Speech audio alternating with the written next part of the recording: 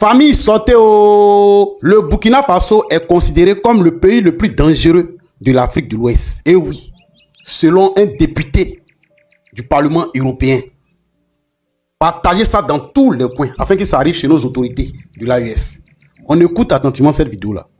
Le Burkina Faso, ce pays d'Afrique de l'Ouest, illustre aujourd'hui l'échec dramatique de la junte militaire au pouvoir depuis le coup d'État de 2022. En 4 ans, le pays s'est progressivement isolé de la communauté internationale, a été suspendu de plusieurs organisations régionales et internationales, tandis que les libertés fondamentales y sont méthodiquement réduites. Dans le même temps, la situation sécuritaire s'est aggravée. Plus de la moitié du territoire échappe au contrôle de l'État et plusieurs millions de Burkinabés ont été déplacés et ont besoin d'une aide humanitaire.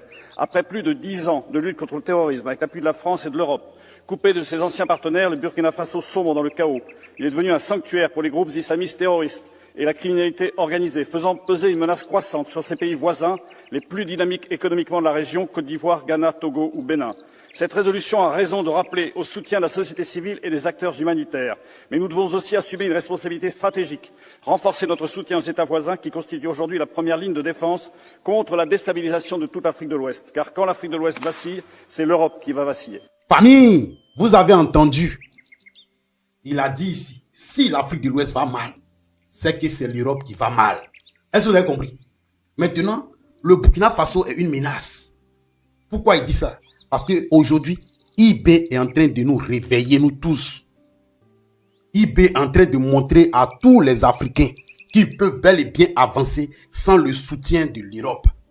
Oui, c'est en cela que IB est une menace. Le Burkina Faso est dangereux actuellement pour l'Afrique de l'Ouest. Parce qu'il est en train d'impacter, parce qu'il est en train de réaliser sans soutien de quelqu'un. Donc, c'est un exemple que les Européens n'aimeraient pas que les autres pays puissent prendre parce que ça va les affecter. Oui, vous voyez un peu. En tout cas, moi, mon message ici, c'est de faire très attention à tous ces émissaires qui viennent de passer par là, dans l'AES. Faites beaucoup attention. Ces gens-là qui sont devenus subitement doux, qui essaient de venir dans l'AES, méfions-nous. Peuple de l'AES, s'il vous plaît, méfions-nous. Ils ne cachent plus leurs propos. Ils ne cachent plus leurs propos. Le Burkina Faso est dans son coin. Il est en train d'avancer un peu avec son peuple. Oui, on voit jour et nuit comment on tabasse les terreaux. Mais malgré ça, il vient nous dire ici que les terreaux occupent 50% du territoire. Vous-même vous entendez? Méfions-nous, capitaine IB. Éloignons-nous de ces gens-là. Ceux qui veulent tendre la main là, ils n'ont qu'à tendre la main à la population d'abord, au lieu de vouloir tendre la main à l'AES. Pardonnez, restez dans vos coins. Restez dans vos coins. Ce sont des choses qu'ils ont planifiées. Ceux qui essaient de venir dans vos coins, que ce soit le Bénin, que ce soit la Côte d'Ivoire, la Mauritanie, méfiez-vous. Oui, méfiez-vous. Parce qu'ils se disent que vous êtes en train d'impacter cette nouvelle génération.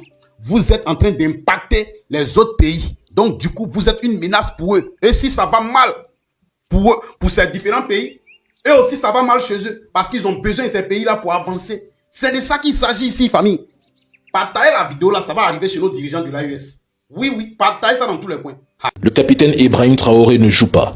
Le chef de la délégation adjoint et la chargée de programme de l'Union européenne au Burkina Faso ont été déclarés persona non grata et disposent de 3 jours pour quitter le territoire burkinabé.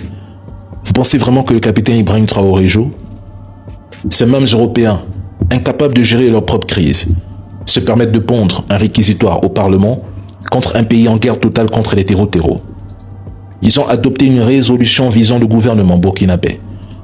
À l'intérieur, ils parlent de répression de l'espace civique, de droits humains, pendant que leurs bombes et leur politique néocoloniale ont déstabilisé la Libye de Muammar Kadhafi en 2011 et laissé le Sahel en chaos pendant des décennies.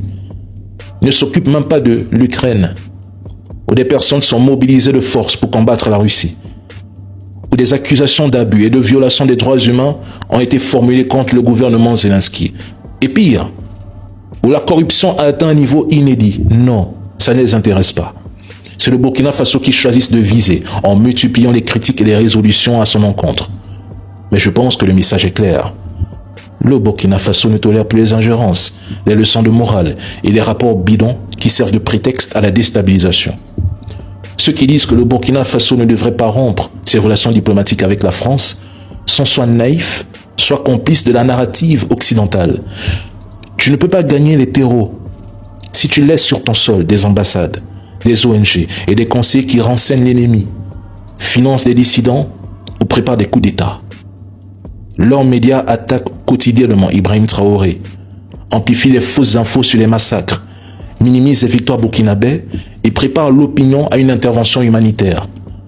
Le Burkina est en guerre et doit rompre avec ceux qui l'affaiblissent de l'intérieur. Et c'est de la stratégie basique. On ne négocie pas avec l'ennemi pendant qu'il te poignarde dans le dos. Quand je suis entré dans l'hélicoptère, j'ai découvert qu'il y avait de la sécurité. En tout cas, il y avait de la sécurité. Il y avait des ceintures par là, un casque avec un micro, donc il y avait de la communication. La technologie à l'intérieur était impeccable. On peut dire que c'était impeccable. Donc, il y avait les armes, c'était blindé. Déjà, je voulais être une pilote. Mais maintenant, je veux faire l'armée de l'air. Donc, ça me donne envie, ça me pousse. C'est un défi pour moi. Nous avons vu les différents services de l'armée, comme les sapeurs-pompiers, la gendarmerie, la brigade d'intervention rapide, l'artillerie. Dans l'armée, si on me disait de choisir, je devrais choisir la brigade d'intervention rapide. Pourquoi? Parce que quand on a visité, on nous a expliqué, c'est quelque chose qui m'a inspiré. Bon, le fait qu'ils partent en avant pour protéger ceux qui sont derrière. Cette activité s'effectue dans le cadre du camp vacances Faso Mebo, édition de 2026. Une initiative qui vise à inculquer aux enfants des valeurs à travers l'éducation civique, la discipline militaire, les travaux communautaires, l'art. Famille, aujourd'hui, les terreaux sont venus tester la ville de San. Et oui, mais nos FAMA ont agi dans leur vie comme un parfum de bonne odeur. Merci de partager ça dans tous les coins pour avertir ceux qui les ont envoyés. Dites-leur que, voilà, on les a reçus et on a versé Javel sur eux. Comme c'est des petits microbes, on a versé Javel sur eux et on a fait ça propre actuellement là. Voilà. Ils pensent qu'ils sont en train de discuter les places, s'ils doivent rester à l'enfer ou bien s'ils doivent rester quelque part d'autre. Voilà, ils sont en train de discuter les places. Donc, merci de partager ça dans tous les coins en poids. Et ce que vous voyez actuellement là, c'est le peuple qui est en train de féliciter encore l'armée pour le travail bien fait. Oui, ils ont agi dans la vie. Ils ont fait le travail qu'il faut. Ils ont manifesté. Ils ont fait ça en poids. C'est de ça qu'il s'agit. Au suivant, on attend encore. Aïe, on vous a dit, l'AES là, c'est le tombeau des terreaux. Il n'y a pas de bruit dedans, on vous regarde seulement. Venez, au suivant. Les 82 soldats remercient le général Assimi Goïta d'avoir été présents pour leur famille en leur absence. Le général Assimi Goïta s'est occupé de leur famille, de leurs enfants, de leurs femmes. Ils avaient besoin de vivre. Le général Assimi Goïta donne le vivre. Ils avaient besoin de soutien. Le général Assimi Goïta donne le soutien. Ils avaient tout ce dont ils avaient besoin. Ils remercient ce général Assimi Goïta pour la bienveillance et le fait qu'il ne les a jamais abandonnés. Qu'ils ne vont jamais abandonner le général Assimi Goïta parce qu'il a été un homme de parole. Et il reste un homme de parole. Ils disent ici qu'ils sont prêts à retourner à Kidal, récupérer Kidal. Et que leurs frères d'armes qui sont blessés après avoir été rétablis, ils vont revenir au front. Un engagement hier, car fort, on prélève nos bicafra, armée malienne quand, à Tobekan, armée malienne Tobekan, on prélève nos bicafra Lukan, Angata Kidal, Angasengata Kidal. On écoute. Voilà, et voilà à quoi ressemblerait ce missile, le Rastakiz, un missile hypersonique extrêmement rapide, capable de modifier sa trajectoire en plein vol. Il est surnommé le missile de l'enfer car sa puissance annoncée inquiète et pour cause, 14 mètres de hauteur, 27 tonnes et une tête explosive de 3 tonnes, un engin imposant donc, mais son atout le plus redouté serait ailleurs. Selon Téhéran, ce super missile pourrait produire un effet électromagnétique, une impulsion extrêmement puissante, comme une micro-onde qui grille tout ce qui est électronique dans la zone où le missile peut frapper. Concrètement, les réseaux électriques, les systèmes de communication ou encore de défense aérienne pourraient être paralysés et ce dans un rayon de 80 km. Alors difficile de savoir si Téhéran maîtrise réellement cette technologie électromagnétique. Pour l'instant, cette menace relève surtout de la communication et de la propagande du régime iranien. C'est une nouvelle démonstration de force. L'Iran cherche surtout à afficher sa capacité de riposte. Téhéran qui promet une réponse écrasante en cas de frappes américaines. L'Iran est une puissance militaire mondiale.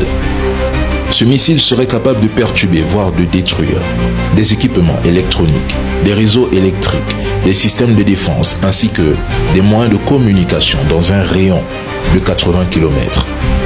Mais ce missile offrirait à l'Iran une capacité de désorganisation asymétrique puissante. On peut raisonnablement dire que c'est une EMP non nucléaire. Ce missile est conçu pour emporter une ogive nucléaire, attention, et en termes de vitesse, on parle ici de 6 000 à 12 000 km par heure. Entre le 2 et le 6 mars, pour ceux qui me suivent, pendant que certains célébraient ce qu'ils appelaient la défaite de l'Iran, j'alertais déjà sur un point essentiel. Malgré les frappes lourdes, dans les sous-sols, dans les montagnes, l'Iran continuait de fabriquer des capacités militaires inconnues. L'Iran pratique une guerre asymétrique. Sa stratégie repose sur la durée, la résilience et la préparation d'un affrontement prolongé dans une région qu'il maîtrise parfaitement. Dans ce type de conflit, la stratégie est déterminante. L'Iran dispose de stocks importants de missiles, de lanceurs, de drones, de vedettes rapides, ainsi que des sous-marins, y compris de petite taille. L'Iran a réussi à développer des drones de nouvelle génération, encore plus avancés que les modèles Shahed. L'Iran a renforcé et modernisé son réseau de défense aérienne. Mais les États-Unis et leurs alliés font face à un adversaire qui mise sur la maîtrise technique, la planification et non sur l'émotion. Et je répète, ceux qui critiquent l'Iran devraient regarder la réalité en face. Vos pays n'auraient pas tenu une minute face au duo États-Unis-entité, là où l'Iran est à 83 jours. L'Iran est une puissance militaire mondiale. On écoute. Du jamais vu. Emmanuel Macron vient de décider l'expulsion de Ksenia Fedorova sous le prétexte fallacieux, écoutez les termes, dignes d'une dictature, de désinformation, de déstabilisation, de relais du discours des autorités russes pour manipuler l'opinion publique française. Alors demain, il faut expulser toutes les personnes qui ont une vision différente du conflit entre Israël et la Palestine que celle du gouvernement, ou sur d'autres situations dans le monde. C'est la fin de la libre expression en France, c'est la fin de la nation, c'est la fin de la République, c'est l'obéissance servile à une dictature qui s'appelle Union européenne. Parce qu'elle a déclaré que c'était l'Occident qui avait choisi de prolonger le conflit en Ukraine, présenter le Maïdan de 2014 comme un coup d'État, qualifier l'annexion de la Crimée de réunification, affirmer que la liberté d'expression n'était pas garantie en France, soutenu que l'Union européenne n'était qu'une annexe de l'OTAN, estimé que les sanctions européennes contre la Russie étaient des actes de guerre se retournant contre les populations européennes et affirmer que l'objectif des dirigeants européens était de faire croire que l'Ukraine était en train de gagner la guerre. Or, c'est faux. Les dirigeants français ont décidé de l'expulser, estimant qu'elle contribuait à diffuser un discours de désinformation et de déstabilisation visant à manipuler l'opinion publique. En gros, dire la vérité est une ligne rouge. Si c'était l'AES, la Russie, l'Iran ou la Corée du Nord qui agissaient de cette manière, Reporters sans frontières, SCI, BFM, Jeune Afrique, RFI et toutes leurs sphères médiatiques crieraient immédiatement à la dictature. C'est ce qu'ils font de toute façon. Ils parlent d'atteinte à la liberté de la presse et au droit de l'information lorsque les pays de l'AES les censurent. Mais lorsque leurs médias relaient de la propagande, diffusent de la désinformation sur l'AES, s'appuient sur des sources terreau-terreau, assurent la promotion des attaques de groupes armés et passent sous silence les succès de l'AES, de la Russie ou de l'Iran, c'est présenté comme de l'information. Ce qu'ils ne tolèrent pas chez eux et imposent aux autres, moi je vous le dis, nous allons aussi le leur appliquer chez nous, en Afrique. C'est tout, c'est la règle d'or. Les États-Unis ont imposé des sanctions à la présidente de la Cour pénale internationale ainsi qu'à plusieurs autres juges et procureurs de la CPI. Cette mesure gèle leurs avoirs qu'ils pourraient détenir aux États-Unis et les coupe en grande partie du système financier américain. Les États-Unis n'ont pourtant jamais adhéré à la CPI, mais ils rendent désormais la vie particulièrement difficile à ceux qui la dirigent. Quand les Africains dénoncent une justice à géométrie variable ou le néocolonialisme, l'Europe s'indigne et parle de dictature, de répression et de tyrannie. Mais lorsque les États-Unis passent à l'attaque frontale contre la CPI, jurent de démanteler cette cour, on assiste à des communiqués mesurés, à des soutiens de principe et à très peu d'actions concrètes. En réalité, le rapport de force semble souvent parler plus fort que les principes. Que vont-ils réellement dire aux États-Unis? Pas grand-chose, rien. Les Européens n'ont absolument rien à dire. Washington reste le principal garant de la sécurité européenne à travers l'OTAN. Les États-Unis restent un marché majeur et un acteur central sur les plans technologiques et financiers de l'Europe. Que vont-ils dire? Rien. Les Américains promettent de démanteler la CPI brique par brique et affirment que personne ne les empêchera d'aller au bout de leur démarche. Pour l'administration Trump, la CPI n'existe plus. Famille, sortez oh! Voici que la vérité est sortie maintenant. Les raisons pour lesquelles ces gens sont en train de casser actuellement tout Abidjan, voici ça devant vous ici. Surtout Port-Boué. Port-Boué, elle est cible. Oui, ils vont casser beaucoup de points à Port-Boué. Écoutez attentivement cette vidéo-là avant tout. Partage ça dans tous les coins afin que les Ivoiriens comprennent dans quoi exactement ils sont. Hey, c'est chaud. On pourrait se faire demander, évidemment, c'est pas une offre, mais on pourrait se faire demander que l'ensemble Port-Boué, port, aéroport d'Abidjan et Lomo Nord soient transformés en camp multinational de mise en condition opérationnelle des contingents qui vont participer à des opérations, que ce soit des contingents africains ou que ce soit des contingents européens. Voilà ce qu'on pourrait faire. On pourrait se faire demander Port-Boué. Oui, pour que ça soit un camp de multinationales, de contingents. Voilà. C'est en réalité, ils veulent prendre Port-Boué pour faire les bases. Les bases pour pouvoir conquérir à nouveau l'Afrique. Un camp de formation où ils auront tout ce qui est comme matériel informatique, des bases militaires, des trucs comme ça. C'est ce qu'ils ont envie de faire. C'est-à-dire que ils veulent prendre Port-Boué, l'aéroport et le port. C'est-à-dire qu'ils sont au milieu. Quand tous les mouvements viennent, c'est là qu'ils vont stocker. Et ça sera une base pour les Occidentaux, tel qu'ils l'étaient en train de l'expliquer ici. Vous voyez un peu. Donc, pour votre information, il n'y a pas à faire dire on Congo à faire quoi que ce soit. Ado a déjà tout vendu. Oui, il leur a donné ce côté-là. C'est pour eux. Ils vont s'installer là et ça va les appartenir désormais.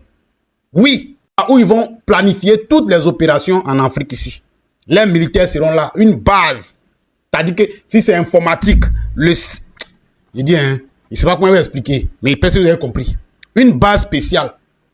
Là, ça sera un coin européen. Ça ne sera pas un coin même de Côte d'Ivoire. Ça sera une base spéciale. Ouais, c'est du lourd. Écoutons-le. Nous évoluons dans un monde de grande puissance avec une vraie tentation de se partager le monde. Et je crois que ce qui s'est passé durant les derniers mois ou parfois les derniers jours n'a rien enlevé à ce constat. Et donc c'est le grand risque de l'ordre international dans lequel nous vivons. Les États-Unis sont une puissance établie mais qui se détourne progressivement de certains de ses alliés et s'affranchit de règles internationales qu'elle promouvait encore récemment. Et la Chine est une puissance toujours montante qui doit faire le choix de partenariats diversifiés mais qui témoigne d'une agressivité commerciale de plus en plus désinhibée. Et surtout depuis la période de sortie Covid et qui met à mal aujourd'hui l'économie européenne. Et puis nous continuons d'avoir des puissances de déstabilisation. La Russie, avec l'Ukraine et d'autres géographies, et les ingérences informationnelles et autres. Et je pourrais citer l'Iran et plusieurs autres. L'Afrique, nous avons notre mot à dire. Il est inadmissible que des pays qui nous parlent aujourd'hui de droits de l'homme et le droit international se soient construits et continuent de prospérer en détruisant les autres, imposant un monde régi par le 2 poids 2 mesures. Dans l'échiquier mondial, le respect ne se décrète pas, il se protège. La souveraineté ne se demande pas, elle s'arrache. Et sans capacité de défense crédible, aucun État n'est réellement souverain. Refuser à l'Afrique le droit de s'armer, c'est vouloir la maintenir éternellement faible, dépendante, exposée et attaquée, alors que toutes les grandes puissances ont bâti leur sécurité et leur influence sur le rapport de force, le rapport de puissance. L'armement de l'Afrique n'est pas un appel à la guerre, mais une condition de survie, de dissuasion et d'équilibre, car dans un monde où seuls les forts imposent les règles, ceux qui ne peuvent pas se défendre sont condamnés à subir. Concernant l'Europe, le président Macron parle de partage du monde, d'Europe forte, des États-Unis dominants et d'une Russie néocoloniale. Mais a-t-il oublié que l'une des plus grandes craintes historiques des États-Unis a toujours été l'émergence d'une Europe unie capable de devenir à long terme une rivale stratégique de la puissance américaine? Malheureusement, Tout a été fait pour empêcher les États européens, à travers des dirigeants soumis au sein de l'Union européenne, de dépasser leurs divisions et d'atteindre une véritable unité politique comme l'ont fait les États-Unis.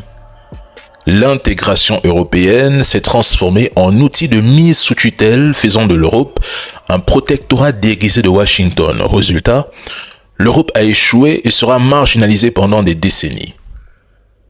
L'ancien commandant de l'armée américaine en Europe, le général Ben Hodges, déclarait que Washington considère l'Europe comme insignifiante. La personne qui l'a rappelé en 2025, en leur demandant clairement de cesser d'être des vassaux, n'était autre que le vice-président américain J.D. Vance. Mes frères, réveillez-vous. Les Européens veulent la guerre, mais le jour où l'OTAN sera en guerre contre la Russie, elle sera aussi en guerre contre plusieurs pays, dont la Corée du Nord. Et si un pays de l'OTAN ose attaquer la Corée du Nord, même par erreur, la Chine aura l'obligation d'intervenir conformément au traité d'amitié, de coopération et d'assistance mutuelle signé en 1961. Celui-ci stipule que si la Corée du Nord est attaquée en premier et se retrouve en état de guerre, la Chine doit immédiatement lui apporter une assistance militaire par tous les moyens dont elle dispose. Et si demain la Chine est attaquée et se retrouve en état de guerre, la Corée du Nord aura la même obligation avec la Chine. Sans oublier que la Corée du Nord dispose également d'un traité d'assistance mutuelle avec la Russie. Et ce ne sont pas les seuls pays qui interviendront contre les pays de l'OTAN. Il faut que les Européens cessent de suivre les films américains. Comparer l'OTAN à la Russie est absurde. Le simple fait que 32 pays doivent affronter un seul pays montre à quel point les Occidentaux sont totalement perdus. L'OTAN est une alliance défensive. Et l'article 5 prévoit une réponse collective lorsqu'un État membre est attaqué. Nous savons que les Européens peuvent créer ces conditions en orchestrant une opération sous faux drapeau. Mais cette guerre que les Européens recherchent à tout prix se transformera en raclée historique. Ils sont déjà en difficulté en Ukraine et au Moyen-Orient. Leurs stocks sont sous pression et les sanctions économiques ne fonctionnent pas. L'économie européenne souffre, sa population vit et l'Europe accuse plusieurs années de retard dans certains domaines stratégiques face à la Russie et la Chine. L'Europe, la France, dépend également de ressources provenant de pays où la Russie et la Chine exercent une influence considérable, comme le montre notamment le cas de l'uranium au Kazakhstan. Il faut vous réveiller. Ils disent que l'Iran n'est pas un pays nucléaire, mais ils savent que l'Iran est un pays décisif qui accomplit toujours ses promesses. Les dirigeants iraniens ont promis, après que le peuple a réclamé vengeance, de venger jusqu'au dernier martyr, de venger leur guide suprême. Bientôt, les États-Unis et ses supplétifs vont regretter amèrement cette campagne contre l'Iran. Le président Trump demande à l'Iran de ne pas frapper Israël ce soir et ordonne à Netanyahou d'arrêter les combats au Liban, de retirer les troupes israéliennes et de stopper toute agression vers le Liban. Des concessions financières auraient été proposées, mais l'Iran aurait refusé car les gardiens de la révolution considèrent le Liban comme leur force vitale et toute violation des lignes rouges de la République islamique ne sera pas tolérée. L'espace aérien iranien est désormais fermé et une riposte pourrait avoir lieu dans les prochaines heures. Dans cette guerre ratée, Netanyahou fait comprendre indirectement à Trump qu'il ne peut pas tout décider seul. Trump a souvent un discours très fort sur son réseau, mais dans la réalité, il est fragile politiquement. Ses taux d'approbation sont bas. Il doit faire face à un très puissant réseau d'influence pro-israélien à Washington. Ce réseau est ancien, bien organisé et très actif. Il exerce une pression constante sur tous les présidents américains, quelle que soit leur couleur politique. Même si Trump veut imposer une nouvelle politique, il rencontre rapidement des limites. Par exemple, des blocages au Congrès, des fuites dans la presse ou une opposition à l'intérieur de son propre camp. Et ce qu'il semble aussi ne pas comprendre, c'est que l'Iran suit toujours la même ligne dure, avec ou sans le guide suprême. La paix au Moyen-Orient est beaucoup plus compliquée que ce qu'on lit dans les tweets ou les télévisions. Et même si un accord est conclu demain, il y aura beaucoup de mensonges de la part des États-Unis et beaucoup de manipulations de la part de tous les acteurs impliqués. Les vérités dérangeantes seront étouffées et tout compte fait. C'est un échec flagrant de l'administration Trump. L'Iran a mis à mal le mythe de la toute-puissance militaire américaine et de sa capacité à protéger efficacement ses alliés. Si Vladimir Poutine pardonne ça, les Russes ne vont pas lui pardonner. L'Ukraine vient de frapper la plus grosse usine d'Amazon en Russie, qui comporte 13 000 ouvriers, mesdames et messieurs, et 250 000 hectares. Oui, l'Ukraine a détruit ça. Et la question qu'on se pose, c'est que les dirigeants occidentaux sont champions dans les éliminations ciblées. Mais pourquoi depuis que ce conflit dure, on ne veut pas toucher le palais présidentiel à Kiev? Pourquoi? Pourquoi jusqu'à présent, les orechniki russes qui frappent Kiev, depuis, n'ont pas touché le centre des décisions à Kiev? Mais pourquoi? Pourtant on sait, lorsque le conflit Iran-États-Unis a éclaté, la première chose, ils ont ciblé le palais présidentiel, ils ont touché tous les officiels. Mais Vladimir Poutine va jouer les diplomates ou alors les patients jusqu'à quand? Parce que ça, s'il laisse ça passer, les Russes ne vont jamais lui pardonner. Mesdames et messieurs, il faut l'avouer, l'Ukraine monte en intensité dans la destruction des sites, des infrastructures en Russie. La Russie hier s'est contentée d'accuser directement Washington d'être le coordonnateur général des frappes qui secouent Moscou et la Russie. Et jusque-là, la Russie est restée sans rien faire. On va entendre une riposte disproportionnée et ce n'est pas ce que les Russes attendent. Mais ça, si M. Poutine laisse passer ça, non, là, je le répète, les Russes ne vont jamais lui pardonner. Mais jusqu'à quand il va toucher le centre des décisions à Kiev? La lenteur de Vladimir Poutine commencerait à agacer beaucoup. Il semble garder le pied sur le frein, mais c'est incroyable. Mais de quoi est-ce qu'on a peur de toucher ce palais, ce centre de décision à Kiev? Pourquoi ils ont peur? Qu'est-ce qui se passe? Est-ce qu'aujourd'hui, toucher le centre de décision à Kiev s'assimile à une ligne rouge? Mais si on est en mode conflit total, pourquoi est-ce qu'on a peur? À rappel, mesdames et messieurs, il n'y a pas de cela moins d'une semaine, les antimissiles qui protègent l'une des résidences de Vladimir Poutine ont été touchés. Et on ne comprend pas jusqu'à présent comment les Ukrainiens ont la détermination de toucher même la personne de Poutine. Mais M. Vladimir Poutine n'a pas donné l'ordre jusqu'à présent d'en finir avec cette histoire. Mais c'est incroyable. L'Iran déclare qu'à partir de maintenant, soit il vend son pétrole, soit personne ne vendra de pétrole dans la région. Fin du débat. Ils ajoutent que si les menaces américaines sur leurs infrastructures énergétiques se concrétisent, ils viseront le même jour les infrastructures pétrolières, gazières, électriques et économiques de la région. Et, comme ça ne suffit pas, les États-Unis menacent les Houthis s'ils venaient à fermer la mer Rouge, comme si les Américains avaient oublié qu'entre mars et mai 2025, Trump avait lancé une vaste campagne de frappe contre eux. Mais les Houthis ont tenu bon. Ils ont continué à tirer sur Israël, abattu du matériel américain et infligé un coup important à Washington. Finalement, le 6 mai 2025, Trump a annoncé un cessez-le-feu et le deal était simple. Les Houthis cessaient d'attaquer les navires américains et commerciaux en mer Rouge et les États-Unis arrêtaient leur bombardement. Trump a finalement reculé. Et aujourd'hui, Trump menace encore les Houthis. Pendant ce temps, les Houthis ont utilisé une radio pour ordonner à un navire saoudien dans la mer Rouge de faire demi-tour. Faute de quoi, il risquait d'être pulvérisé. Et le demi-tour a été exécuté. Trump finira par se réveiller de ce cauchemar, tôt ou tard. Il bombardera l'Iran encore et encore, mais il finira par reculer, car cette guerre l'a largement dépassé. Il a cru qu'en éliminant le guide suprême, la guerre serait gagnée. Il a oublié une chose essentielle. En Iran, la mort ne signifie pas la fin d'une résilience. Elle renforce la mobilisation et la détermination de tout un peuple. Le martyr et le pied du schisme iranien est le moteur de résilience nationale. Tôt ou tard, Trump devra faire face à une réalité. On ne soumet pas l'Iran par les bombes. Il va finir par reculer. C'est une question de temps.